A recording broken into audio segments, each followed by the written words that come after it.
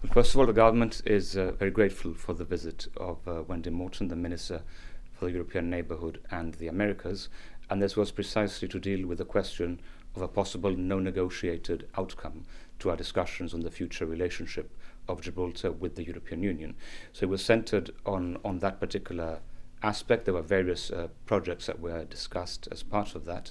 For example, the possibility of expanding the entry point for pedestrians at the border in order to provide for a number of entry gates, automatic entry gates, which would increase fluidity on the way in, and equally a project also at the border to move the current customs outfield facility from its present location to a new location in order to allow the fluidity of vehicles coming in from Spain and heading towards the tunnel. I mean, that is part of the planning for a possible no-negotiated outcome. It doesn't mean that's going to happen. I mean, the governments of the UK and Gibraltar remain firmly committed to an agreement based on the New Year's Eve agreement. But obviously it's responsible and prudent and sensible to prepare for the possibility of there being no outcome at the same time. It's now been 9 months since the New Year's Eve agreement, and people might be concerned that negotiations haven't even started yet. So how committed would you say the UK government is towards finding a positive solution?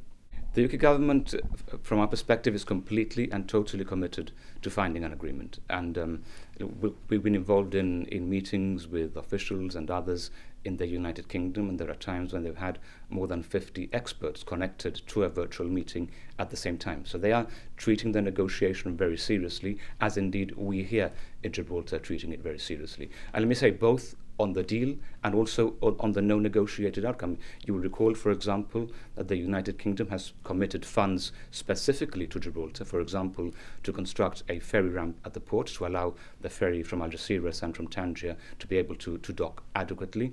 They also committed funds for other known NNO projects in Gibraltar, and we're now working, as I said, on the one at the border. We're also working on a separate one at the port to allow an increased capacity for container traffic into Gibraltar. So one that involves improving the surface of the port. It also involves providing adequate infrastructure for electricity to be able to connect refrigerated or to connect chilled containers at the container port. So there's a lot of work going on behind the scenes. People should not be alarmed. Our advice is the same as it has been since 2016, which is that businesses and citizens do need to plan for a no-negotiated outcome. There is only so much that the government itself can do, but we are in a better position now than we were when we started this process.